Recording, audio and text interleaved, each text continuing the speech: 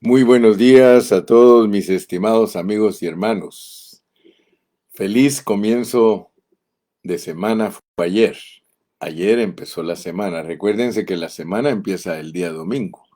El domingo es el primer día de la semana si usted mira su calendario. El sábado es el último día de la semana. Nosotros estamos en un nuevo comienzo estando en Cristo Jesús. Nosotros no somos del séptimo día, nosotros somos del primer día. Aunque muchos nos acusen de que esa es una invención de la Iglesia Católica, no. De acuerdo a la palabra del Señor, la Iglesia del Señor se reunía el primer día de la semana. Así que está escrito allí en el Nuevo Testamento. Gracias a Dios. Yo le doy gracias a Dios por usted que está dispuesto. Comparta su página con todos sus amigos para que juntos podamos estudiar la palabra de Dios. Dijo Brian ayer que estamos estudiando en este ministerio la palabra de Dios en una manera muy seria y muy responsable y muy profunda, pero a la vez sencilla, así como está escrita la palabra del Señor. Hoy vamos a continuar hablando de este rey que fue un rey muy apreciado por Dios, Ezequías. Wow, yo estoy impresionado, hermano, de Ezequías. Ezequías fue un rey que honró a Dios tremendamente. Fíjese que mientras su papá, el rey Acaz, cerró las puertas. Si usted me acompaña en segundo de Crónicas 28-24, ahí dice que Acaz, dice, además de eso, recogió Acaz los utensilios de la casa de Dios y los quebró, y cerró las puertas de la casa de Jehová, y se hizo altares en Jerusalén en todos los rincones. Si usted ha puesto atención al estudio de la palabra, usted se da cuenta que todas estas metáforas que Dios nos presenta en el Antiguo Testamento, que están relacionadas con las historias de los reyes, usted se va a dar cuenta que se perdió algo. O sea que los reyes de Israel y de Judá, de el norte y el sur, del sur y el norte, ellos perdieron la visión. O sea que se apartaron de la palabra de Dios que vino por Moisés. Moisés dio todas las instrucciones para que el pueblo de Dios se dirigiera por ellas y que de esa manera complaciera el corazón de Dios. Pero ellos se fueron en otra dirección. Ellos adoptaron su propio camino. Ignoraron a Dios. Aquí dice que le dieron la espalda. Mire cómo dice el 29:6. Porque nuestros padres se han rebelado y han hecho lo malo ante los ojos de Jehová nuestro Dios, porque le dejaron y apartaron sus rostros del tabernáculo de Jehová y le volvieron las espaldas.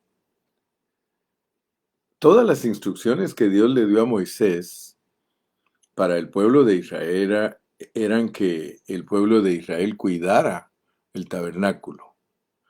Ya nosotros sabemos que eso significa cuidar a Cristo.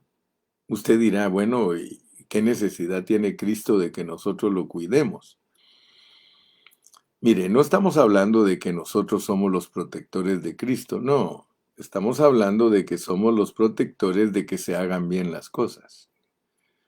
O sea que Dios le encomendó a Moisés y le dijo cómo deberían de hacer todas las cosas. Dios se lo reveló a él y le dijo cómo debería el pueblo hacer todas las cosas para que el propósito de Dios se llevara a cabo.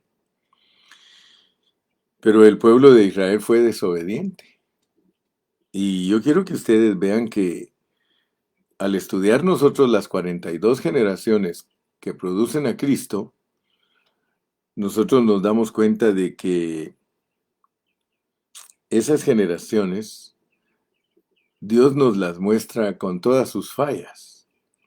O sea que Dios no nos ha eliminado pues por ser desobedientes, sino que Dios siempre al desobediente le da una oportunidad. Dios siempre está hablándonos y hemos sido desobedientes. Cuando Dios nos muestra la desobediencia de nuestros padres, porque así los pone Pablo a todos los padres de la iglesia, que son los padres de Jerusalén, los padres de Israel, los padres que están en el Antiguo Testamento, así dicen nuestros padres, nuestros padres. El apóstol Pablo, cuando habla como iglesia, él dice nuestros padres. Por lo tanto, nosotros los tomamos a todos los patriarcas como nuestros padres, porque Dios comenzó sus tratos con la humanidad por medio de un pueblo que Él lo escogió y le dio todas las instrucciones para que ese pueblo le honrara. Y todos somos descendientes desde allá de Génesis, somos descendientes desde Adán, Abraham, Isaac, Jacob. Todos los hombres provenimos desde allá de cuando Dios puso a un hombre en el huerto del Edén, de ahí descendemos todos. Por lo tanto, todos somos el pueblo de Dios que Él ha escogido. Él ha escogido pueblo en el Antiguo Testamento y ha escogido pueblo en el Nuevo Testamento. En el Antiguo Testamento era llamado el pueblo de Israel y se dividió en Judá e Israel. Y eso es una sombra de la iglesia. Por eso les dije que el reino de Israel comenzó con 3 reyes en una unidad perfecta que cubrió 120 años. Por eso es que yo me atrevo a decir que la iglesia del Señor del Nuevo Testamento por 120 años fue pura. Y ese reino se dividió. Así que nosotros no tenemos que tener conceptos equivocados del cuerpo de Cristo o de las divisiones. Por ejemplo, en los ministerios han ocurrido divisiones, pero no tenemos que tomar una división como algo que Dios no apoya, ¿verdad? Algunos hablan mucho de la división, pero no la entienden. La división siempre viene porque nosotros somos de corazón duro, pues. Nosotros nos cuesta permanecer unidos. Entonces llega un momento en que nos tenemos que separar a veces el uno del otro, pero eso no quiere decir que dejamos de ser hermanos, eso no quiere decir que estamos en competencia el uno con el otro, porque Dios siempre condenó la disensión que existía entre el reino del sur y el reino del norte. O sea que Dios no estaba de acuerdo que Judá peleara contra Israel y que Israel peleara contra Judá. Ellos eran hermanos, ellos eran parientes. Entonces, Dios no está de acuerdo que nosotros nos pongamos a pelear porque de repente un hermano, Dios lo manda a otra parte a trabajar y le usa abriendo otra localidad, ¿verdad? Las localidades tienen que ser abiertas, pero nosotros solo tenemos que tener cuidado de permanecer en la unidad. El reino fue dividido, pero Dios no estaba de acuerdo que estuvieran el uno contra el otro. Así que si algún día tú participas en una división de un grupo, solo entiéndelo a la luz de la palabra. Seguimos siendo hermanos. Con el tiempo Dios nos vuelve a juntar. Con el tiempo Dios restaura todas las cosas. Hay un tiempo que Pablo y Bernabé estuvieron en cierta discordia porque Pablo no quería llevar a Juan Marcos. Sí, entonces discutieron y encomendaron a Juan Marcos a la gracia de Dios, pero después, pasados los años, Pablo dijo que viniera otra vez Juan Marcos porque le era útil. A veces nosotros nos ponemos a pelear cuando nos vamos de alguna congregación y nos vamos a otra, nos ponemos a pelear con los hermanos, pero eso no debe de ser así, porque por la dureza de nuestro corazón, Dios nos entrega a veces a cosas que nosotros no entendemos, ¿verdad? En el caso del pueblo de Israel, el pueblo de Israel le volteó la espalda al Señor y dejó de cuidar el tabernáculo. Les dije al principio que es cuidar a Cristo y sus intereses. Si usted echa un ojo a la situación en general de la Iglesia de Cristo, usted se va a dar cuenta que todos estamos divididos. Lo más tremendo es que no solamente estamos divididos por localidades, sino que por denominaciones. Los cristianos genuinos, hermano. Cuando usted habla de un cristiano bautista, usted está hablando de un cristiano genuino. Cuando usted habla de un cristiano metodista, está hablando de un cristiano genuino, de un cristiano presbiteriano. Son cristianos genuinos, hermano. Pentecostales son cristianos genuinos. Cuando usted habla de cristianos denominacionales, no está hablando de gente falsa. Es gente falsa los que son sectas, los que se apartan de la centralidad de Cristo. Pero todo grupo que tiene a Cristo como su centro, hermano, esos son cristianos genuinos. Por eso hay que aprender lo que es la fe y lo que es las doctrinas, ¿verdad? Porque todos nosotros los cristianos tenemos que estar unidos en la fe. La fe es superior a la doctrina, hermano. Lástima que muchos no lo entienden. Entonces el pueblo aquí nos lo muestra Dios como un pueblo que le volteó la espalda a Dios, o sea que se desunió el cuerpo de Cristo. Se desunió por medio de las denominaciones. O sea que todas las denominaciones lo que han hecho es dividir al cuerpo de Cristo, al grado de que ninguno quiere saber del otro. No, un lado no quiere saber nada del otro. Un cristiano pentecostal no quiere nada que ver con los bautistas ni con los presbiterianos y viceversa. Los presbiterianos y los bautistas, los metodistas, ellos no quieren ver nada. Dicen, nosotros no tenemos que ver nada con el pentecostalismo. Y los pentecostales por el otro lado igual. O sea que unos reclaman que unos están locos y los otros locos reclaman que los otros están muertos. Así que en una forma técnica y sin ocultar la verdad, son enemigos. Aunque a veces solapadamente, ¿verdad? Porque un pentecostal se encuentra con un bautista y se tratan, aparentemente, se tratan bien, pero ya al darse la espalda el uno con el otro, al irse cada quien a su molino, se critican y hablan mal el uno del otro. Pero el asunto es, hermano, que el cuerpo de Cristo, el cuerpo de Cristo, está representado en la Biblia por Jerusalén. El cuerpo de Cristo está representado como en el Nuevo Testamento como la casa de Dios. O sea que la casa del Padre. La casa del Padre es la iglesia en el Nuevo Testamento y la casa del Padre es el templo en el Antiguo Testamento. El tabernáculo y el templo es llamado la casa de Dios en el Antiguo Testamento y en el Nuevo Testamento la iglesia es llamada la casa de Dios. Entonces, para que nosotros podamos ver con claridad que la casa de Dios debe de ser una, pero nosotros los hombres la hemos dividido. Entonces nosotros tenemos que abogar por la unidad. Hermano, nosotros no tenemos que despreciarnos entre los cristianos. Usted nunca desprecie a un bautista, nunca desprecie a un presbiteriano, nunca desprecie a un metodista. Bueno, Dios le va a dar sabiduría a usted para que usted sepa quién es cristiano genuino. Pero nosotros no podemos despreciar a ningún cristiano genuino. El hecho de que no se reúna con nosotros, el hecho de que no esté en el grupo en que nosotros estamos, eso no lo quita de ser nuestro hermano. A veces hasta Dios mismo ha permitido que cada uno jale por su lado por la dureza de nuestros corazones.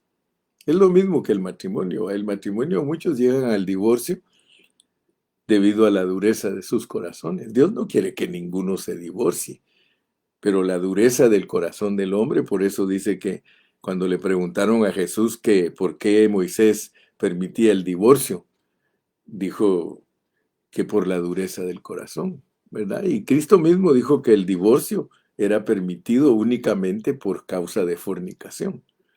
O sea que cuando hay engaño, ¿verdad? Cuando hay engaño en un matrimonio, imagínense, por la dureza del corazón, porque cuando hay engaño ya no se quieren perdonar. Lo ideal sería perdonarse, ¿verdad? Pero algunos no se perdonan, entonces se separan. Lo mismo pasa con muchos hermanos, técnicamente se divorcian de su congregación. Yo he conocido hermanos que han estado por muchos años en una congregación y de repente se divorcian de esos hermanos. Divorciarse es separarse. Entonces nosotros debemos de entender a la luz de estas enseñanzas de Ezequías que su papá cerró las puertas. Su papá dice que cerró las puertas de la casa y se hizo altares en Jerusalén. Ustedes saben que el altar en la Biblia tipifica la cruz. O sea, darle un sentido diferente a la enseñanza de la cruz de Cristo. O sea que la cruz de Cristo es una enseñanza muy central de los cristianos. Todos los buenos cristianos enseñan, hermano, que el altar, que es la cruz, es el sacrificio de Cristo para salvar a los pecadores. Pero aquí dice, mire que Acaz cerró las puertas de la casa de Jehová. Nosotros debemos de entender que cerrar las puertas de la casa de Jehová es cerrarnos a la unidad del cuerpo de Cristo. Cerrar las puertas de la casa de Jehová es cerrarnos a la unidad que debe de existir en la casa de Dios. Vuelvo a repetirte, la casa de Dios es la iglesia en el Nuevo Testamento. La casa de Dios es el templo del Antiguo Testamento. Así nos enseña la Biblia. Cuando Cristo vino, Él dijo, ¿por qué habéis hecho de la casa de mi padre cueva de ladrones? Y se refirió al templo. Pero ya en el Nuevo Testamento, en Hebreos 3:6 dice, pero Cristo sobre su casa, la cual casa somos nosotros, si permanecemos firmes hasta el fin.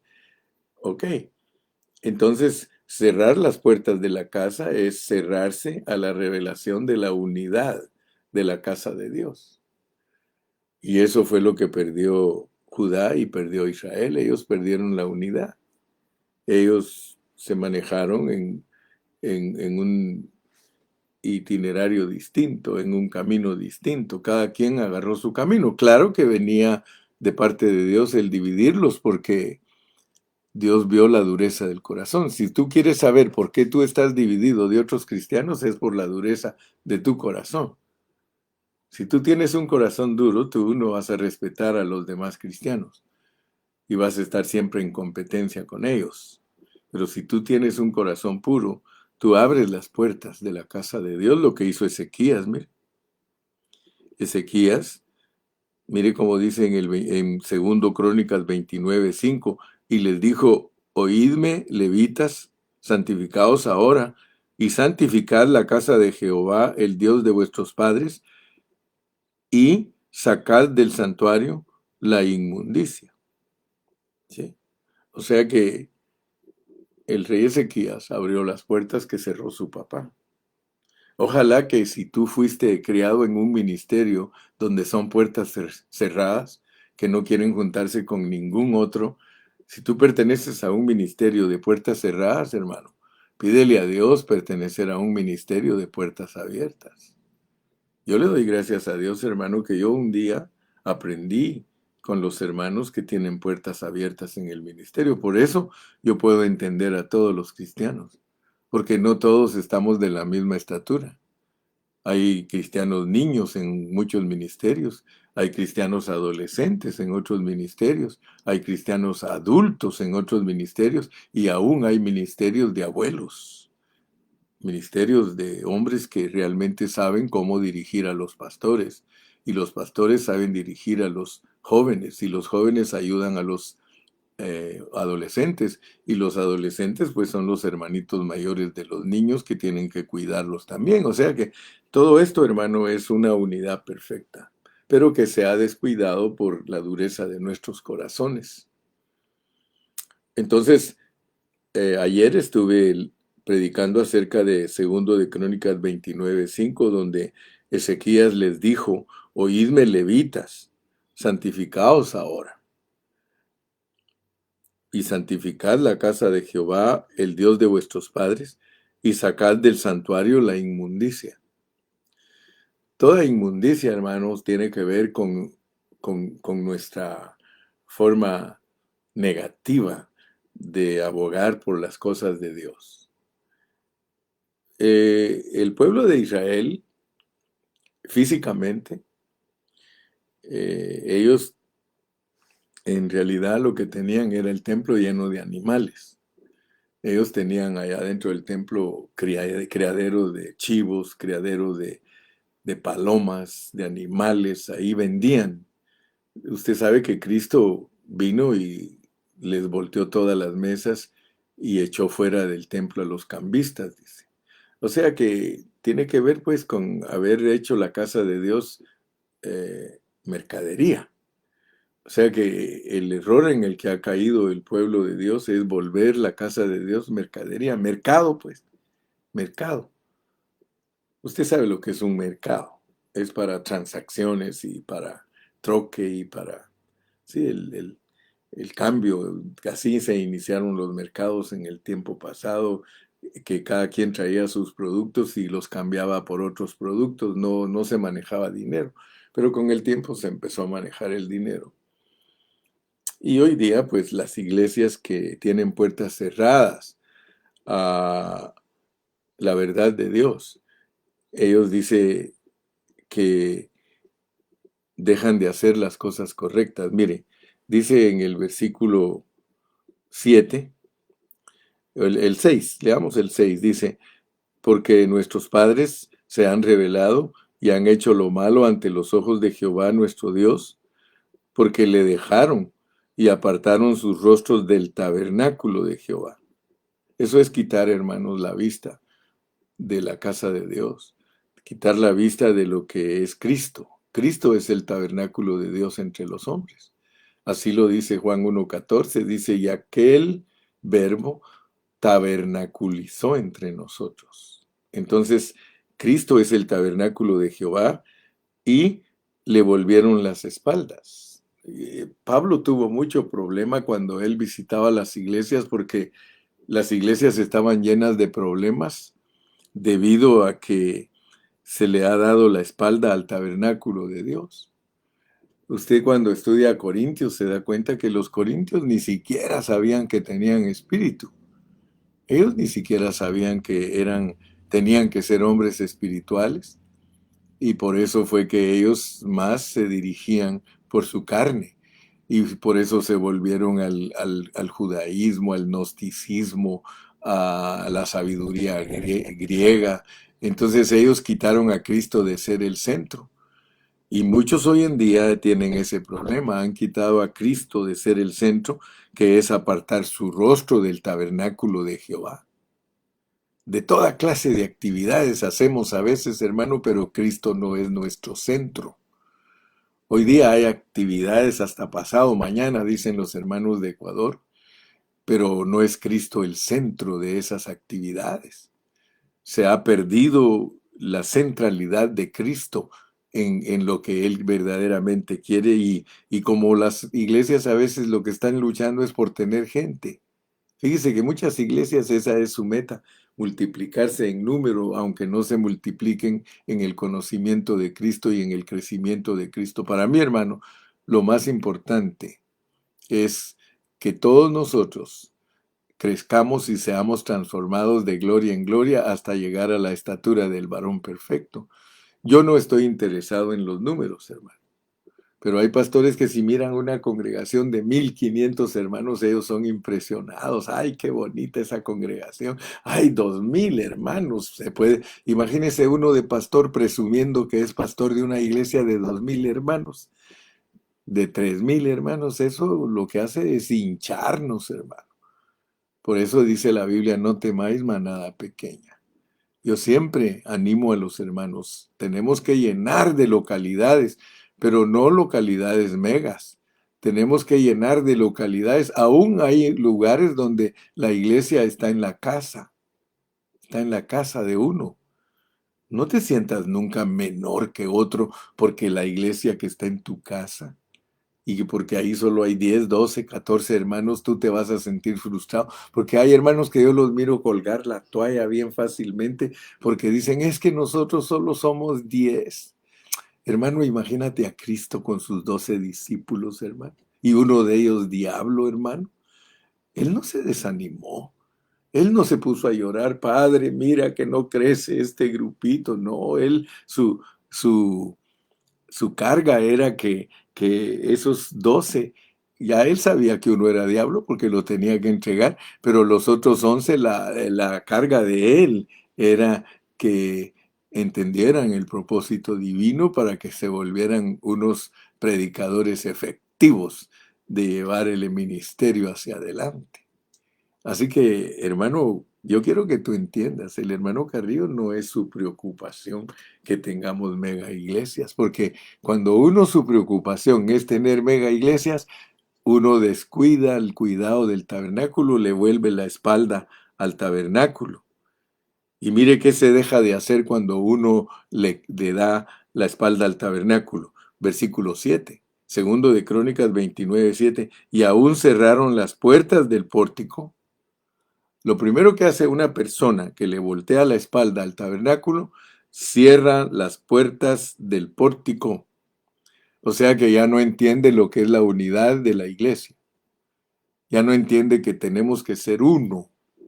Yo me acuerdo cuando estaba joven, cantábamos con los hermanos de habla inglesa. Cantábamos, We are one in the Spirit, we are one in the Lord, sí dice, decía, somos uno en el Espíritu, somos uno en el Señor, y Él va a producir, dice, nuestra unidad. We are one in the Spirit, we are one in the Lord, and we pray that all unity may one day be restored. Y oramos para que un día Dios produzca la unidad de todos nosotros. Yo me recuerdo que cuando estaba joven escuchaba al doctor Ríos, el pastor del IM de Guatemala, y él decía, yo creo que los cristianos van a unirse hasta que vayan en el aire, hasta que sean arrebatados, entonces va a haber una unidad perfecta, pero el asunto es que nosotros somos divisivos, pues, pero por naturaleza. Y por eso Dios permite entre nosotros las divisiones. No va a creer que las divisiones Dios dice, ok, voy a dividirlos. No, los voy a dividir, dice, por la dureza de su corazón. Porque todos nosotros podríamos reconciliarnos. Pero mire lo que pasa cuando uno le voltea la espalda. Y está hablando de puros líderes, porque Ezequías dijo levitas, dice, oídme levitas. O sea que los levitas somos los sacerdotes, somos los reyes y sacerdotes. Ahí está Ezequías como rey y los levitas como sacerdotes allá en el Antiguo Testamento. A nosotros en el Nuevo Testamento nos llama reyes y sacerdotes. Nosotros somos reyes levitas, reyes levitas. En el Nuevo Testamento no hay dos profesiones separadas. En el Antiguo Testamento la profesión era separada. El rey era el encargado de toda la política y el gobierno del Estado, y el sacerdote era el encargado de ser intermediario entre Dios y los hombres. Pero nosotros ahora somos los gobernadores y administradores y los que son sacerdotes. O sea que somos los que ayudamos pues a los hermanos para que se mantengan en una buena relación con Dios, pero aparte de eso somos administradores. Entonces aquí Ezequías le dice, oídme levitas, santificados ahora. O sea que todos tenemos la oportunidad de restaurarnos ahora, pero aquí se le está haciendo un llamamiento a una degradación que ya viene, pues, en la historia viene una degradación. Los reyes se venían degradando y degradando y degradando, y de repente Dios levanta a Ezequías para ayudar a esos reyes a que se restauren. Perdón, a esos sacerdotes que se restauren. Y Ezequías mismo recibe el llamado de Dios de restaurarse él como rey. Entonces, primeramente tiene que haber un rey con un corazón puro, que es Ezequías, y seguido a eso tiene que hablar con el liderazgo, con los que se encargan de las cosas espirituales, y les dice que se santifiquen y que abran las puertas de la casa de Dios. Hermanos, si tú no tienes abiertas las puertas a la unidad del cuerpo de Cristo, tú no has entendido entonces la tarea a la cual Dios te ha puesto. Tú tienes que ser unido con los pastores de tu ciudad. Tú tienes que unirte a ellos. Yo le doy gracias a Dios por el hermano Israel Reyes, por el hermano Lalo, porque ellos trabajan, hermano, mire, ellos trabajan bien bonito, ellos se juntan con todos los demás pastores de su ciudad. Yo le doy gracias a Dios por los hermanos en Ocotlán. En Ocotlán existe una unidad del cuerpo de Cristo. Ellos hasta hacen un desfile cada año con carrozas y todo de los cristianos de todas las iglesias. Se me hace a mí que ellos hacen la invitación, un grupo está encargado de dar testimonio de que hay unidad en la iglesia cristiana, pero hay pueblos donde no hay unidad cristiana, hermano. Hay ciudades aquí en Estados Unidos donde ni siquiera se juntan los pastores. Yo he tenido el privilegio, hermano, en la ciudad donde estoy, de muchas veces juntarme, y no solo con los pastores de habla hispana, sino con los pastores de habla inglesa. Nos hemos hecho uno con esos hermanos y es maravilloso, hermano, cuando tú no estás aislado. Estar aislado es cerrar las puertas de la casa de Dios. Hay un solo cuerpo de Cristo en toda la tierra, hermano, y por eso ese canto que les estaba cantando, que mi hermanita Janine me ayudó, ella lo puso aquí en inglés, mire, aquí regreso, a donde está mi hermana Janine, ¿dónde se me fue mi hermana Janine? Yo la vi que por aquí estaba. Perdónenme que me pongo un poquito distraído con los comentarios, pero son lindos los comentarios. Moisés dice ganar a Cristo para expresarlo y enseñarlo, porque lo que sabemos enseñamos, pero lo que somos reproducimos. Amén. Es cierto, Moy. La hermana Alejandra dice, ese es el único interés que tenemos los siervos, presentar perfectos en Cristo a los santos. El que quiere caminar con nosotros solo debe disponerse a que Dios trabaje en ellos, guardando la unidad.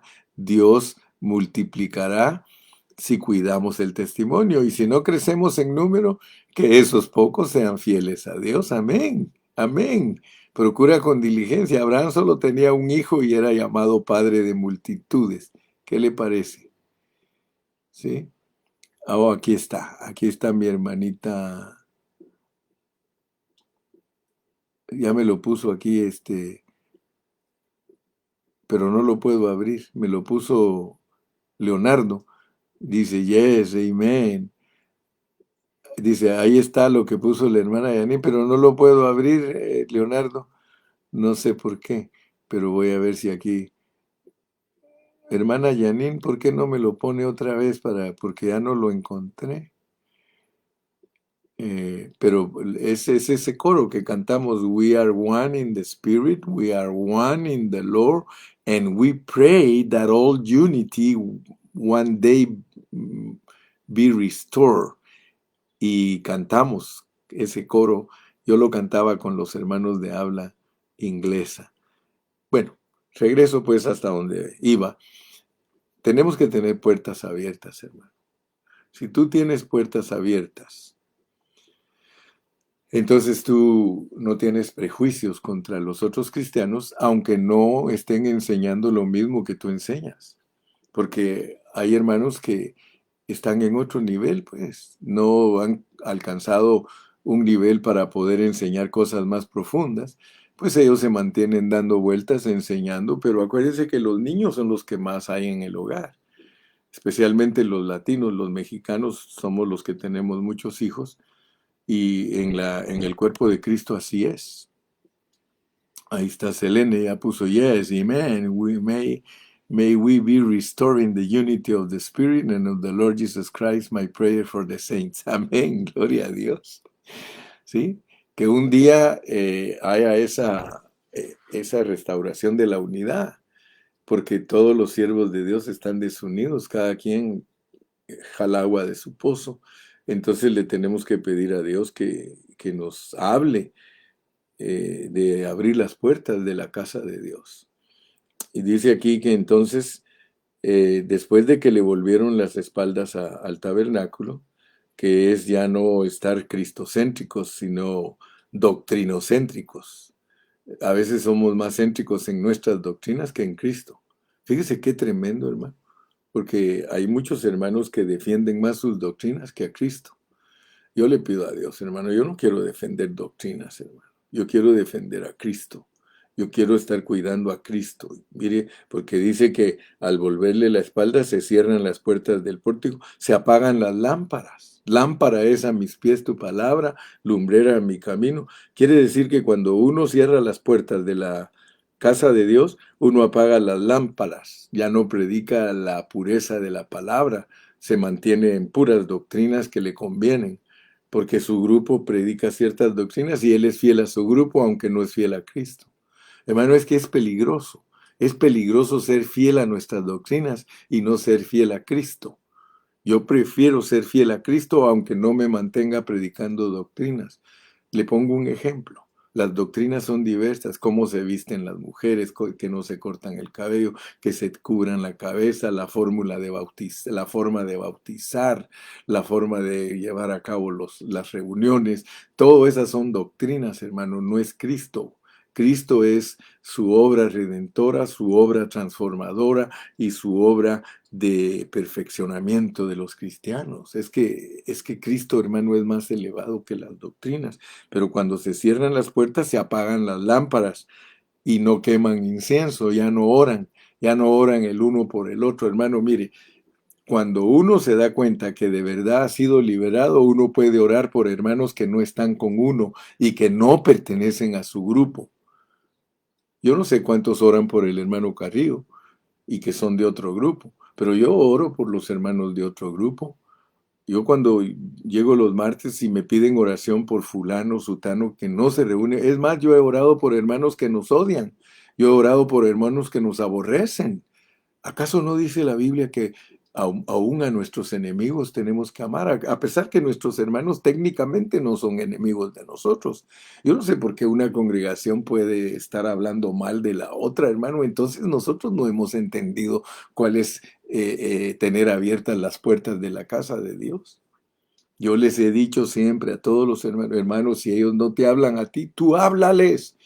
Si ellos cuando te ven en el supermercado se hacen a un lado, ve y salúdalos tú. No hagas tú lo mismo como el torero, solo olé, olé con tu manto rojo y no le vas a hablar a los otros hermanos.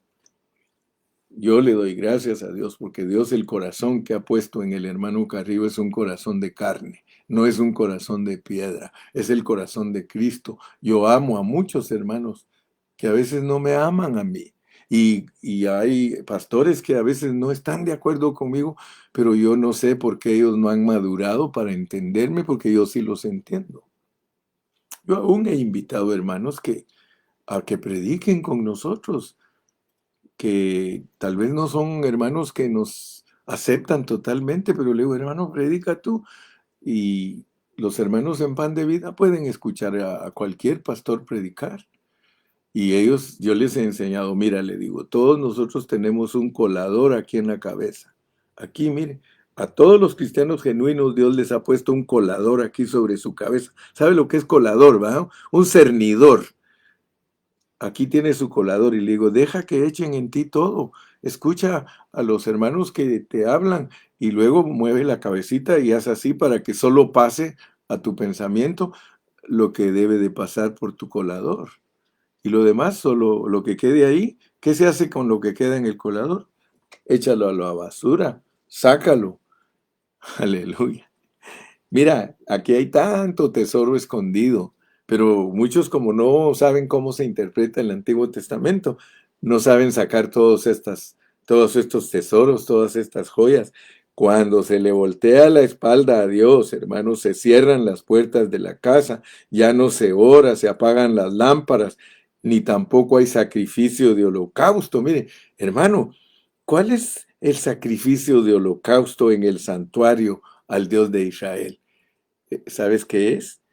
El holocausto es Cristo, hermano. La ofrenda del holocausto.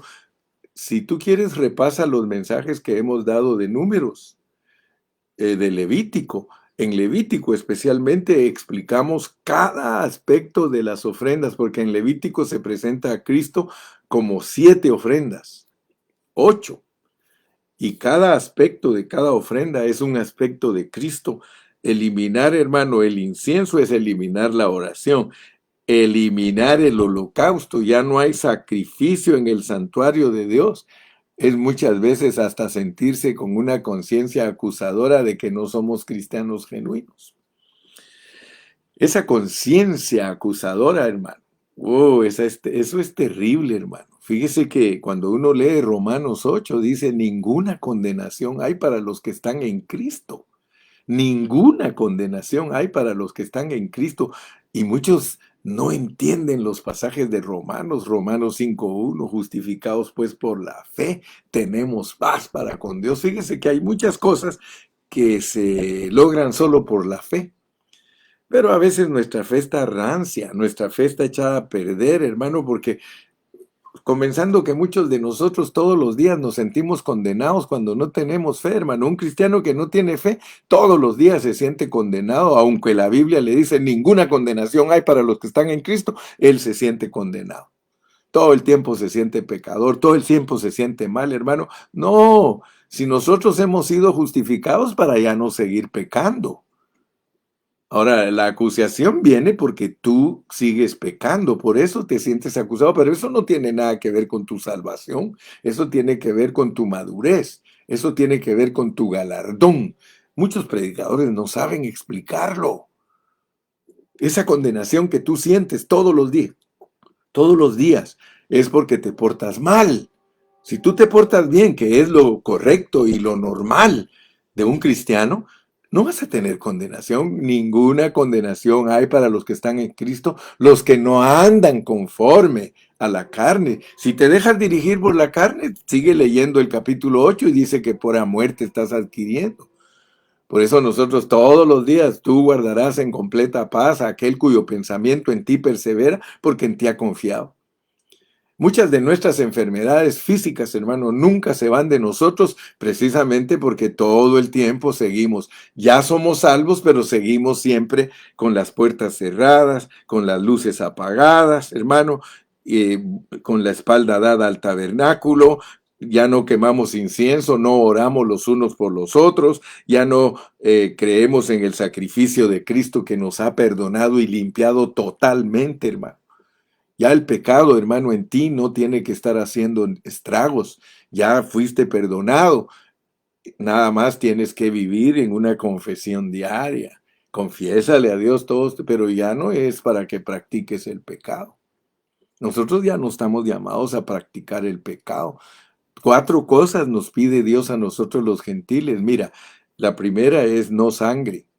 Nada con sangre. Cada vez que comemos carnita o algo hay que quemarla bien la sangre. A veces a nosotros hay muchos hermanos que les gusta muy crudita la carne.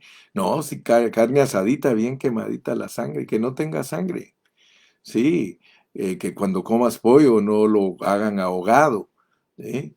Que cuando sabes que alguien está sacrificando comidas a un ídolo, tú ores para que ese ídolo sea reprendido porque son demonios y tú comes tranquilo. Yo cuando voy a comer con los chinos, ahí tienen un altar de Buda y le ponen comida y todo. Yo cuando me toca comer comida china, yo oro y le digo, Señor, como los, eh, los ídolos no son nada, Señor, reprendemos en el nombre de Jesús toda malicia y danos un cielo limpio para comer aquí esta comida. Santifícala, Señor. Sí, a veces te regalan tamales dedicados a los ídolos. Ora por ellos y el Señor va a quitar toda malicia y todo. Pero cuando es algo que ocasiona tropiezo, dice mejor ni te lo comas. No comer morcilla, no todo eso, hermano, porque eso es lo que tenemos prohibido los gentiles. Y luego la fornicación. La fornicación es el pecado más grande que afecta a la iglesia y es lo que le pide Dios a los gentiles, que no participemos en la fornicación. No participar en vida sexual fuera de nuestro matrimonio. Eso es lo más fuerte para los cristianos y es en lo que más han caído los cristianos. Entonces ya sabes tú pues lo que es darle la espalda al tabernáculo, porque eso te apaga la revelación divina, ya no oras por los demás y mucho menos vas a aprovechar el sacrificio de Cristo, porque como sigues viviendo en pecado, entonces vas a seguir siendo condenado por tu conciencia, porque tu conciencia o te acusa o te excusa. Debemos orar, hermano, que Dios libre todas las localidades en las que nosotros trabajamos del adulterio y de la fornicación. Que Dios nos libre de eso, hermano. Eso es lo que arruina de una vez la iglesia, hermano. En cualquier localidad, cuando eso sucede, se echa a perder esa localidad. Bueno, gracias a Dios. Y eso dice el versículo 8, con eso termino el mensaje de hoy y mañana vamos a seguir. Hay más tiempo que vida. Dice el versículo 8, por tanto, la ira de Jehová ha venido sobre Judá y Jerusalén y los ha entregado a turbación, a execración y a escarnio, como veis vosotros con vuestros ojos. No se te olvide, oídme levitas, santificaos ahora. Somos reyes y sacerdotes, hermano, por lo tanto esta palabra es para todos nosotros los cristianos. Todos nosotros los cristianos tenemos que abrir las puertas para que toda esta cosa que se ha perdido, todo lo que hemos perdido, hermano, porque al cerrar las puertas nosotros nos apartamos de Dios y le damos la espalda al tabernáculo, que es darle la espalda a Cristo. Que Dios te bendiga en esta mañana. Yo espero que este mensaje te haya tocado tu conciencia, que te haya despertado tu espíritu y que te haya traído a una nueva y fresca consagración con Dios. Oídme, levitas, santificaos ahora. O sea que todos estamos a tiempo, en tiempo aceptable te he llamado. Estos mensajes no son de condenación, estos mensajes son de exhortación para que todos vivamos santificados. Y entonces aún nuestras enfermedades físicas, Dios las va a quitar porque va a ver que hay propósito para vivir en esta tierra. Si tú estás enfermo, yo quiero orar por ti en esta mañana. Quiero orar por ti porque muchas enfermedades son por causa de que nosotros siempre estamos en pecado. Señor Jesús, en esta mañana ponemos a todos los que están enfermos delante de ti. Si esta enfermedad que tiene mi hermano, si esta enfermedad que tiene mi hermana es porque después de ser salva ha continuado pecando, Señor, te ruego que le hables para que se restaure y que se vuelva a tu camino, y entonces tú quitarás toda enfermedad física, porque tu palabra dice, ¿está alguno entre vosotros enfermo? Llame a los ancianos y que lo unjan con aceite, y la oración de fe salvará al enfermo, y si hubiere pecado, sus pecados le serán perdonados. Así, Señor, en esta misma confianza oramos y sabemos que tú has liberado en esta mañana a muchos para traerlos a una santidad completa y perfecta. En el nombre de Cristo Jesús oramos y a ti sea la gloria y la honra ahora y siempre. Y todos decimos amén y amén. Que Dios te bendiga y te guarde. Hasta mañana.